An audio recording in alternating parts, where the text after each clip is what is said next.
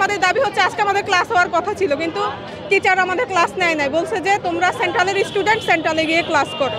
প্রস্তাবনা দিয়েছে যে আমাদের স্কুলিং মডেল হবে, যেখানে ঢাকা কলেজ, ইডেন কলেজ এবং বদরুন্নেসা হবে science faculty, Bangla college arts, আর হচ্ছে কবি নজরুল এগুলো হবে স্কুল অফ ল, তিতুমির হবে বিজনেস।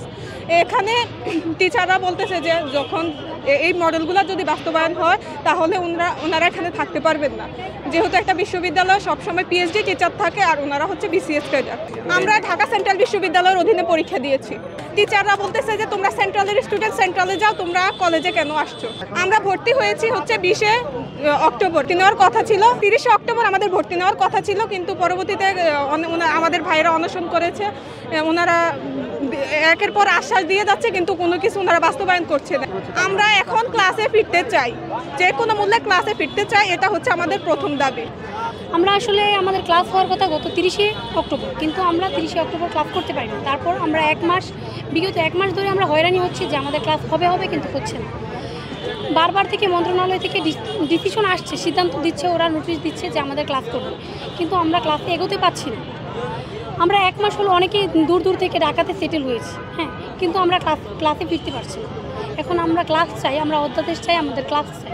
এখানে সবচেয়ে বড় হাত টিচারদের, কারণ ওরা হচ্ছে আমাদের সেন্ট্রাল ইউনিভার্সিটির পক্ষে না, ওরা আমাদের পক্ষে না, ওরা সেন্ট্রাল ইউনিভার্সিটির পক্ষে না। গতদিন ঢাকা কলেজে যাওয়ার পরে অনেক টিচাররাই বললো যে আমরা তোমাদের ক্লাস নিব না, তোমরা কোথায় আসো।